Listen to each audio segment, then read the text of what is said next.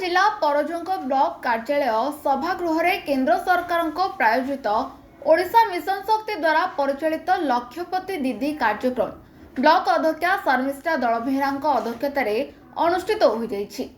समृद्ध ओडिशा गठन करे लक्ष्य नहीं ब्लॉक मिशन शक्ति द्वारा आयोजित कार्यक्रम रे सशक्त महिला माननकु विभिन्न प्रकार पंथारे नियोजित करा जाय सशक्त महिला गढ़िबा पई केंद्र सरकार गुरुत्व दैछन्ति। ओडिशा रे प्रचलित हेउथिबा मिशन शक्ति महिला माननकु विभिन्न प्रकार कार्य रे लिप्त करा जाय किपरि निजर पारिश्रमिक बल रे लक्षपति दीदी होई परिबे से दिगरे सरकार एक अभिनव प्रयास अवलंबन करिसन्ति।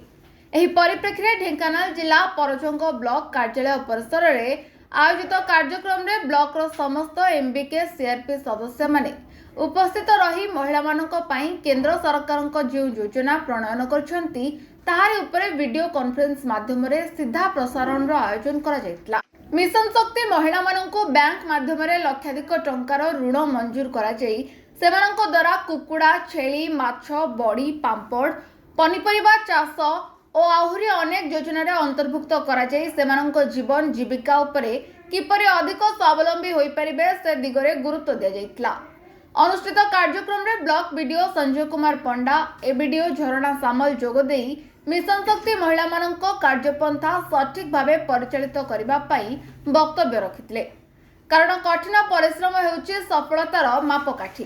ब्लॉक रे कार्यरत 50 रु ऊर्ध्व मिशन शक्तिर एमबीके और सीआरपी महिला मानकु निजर कार्यदक्षता उपरे चयन करा जाय ब्लॉक अध्यक्षा श्रीमती दलबेहरा एवं ब्लॉक वीडियो श्री पंडा मानपत्र प्रदान करी संबर्धित करथिले।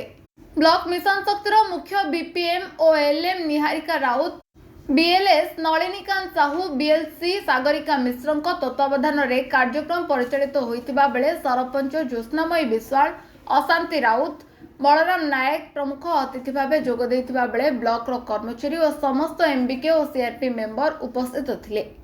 ढेंकानाल जिला परजंग ब्लॉक रो Nirmal Gadanayak report now Odisha news.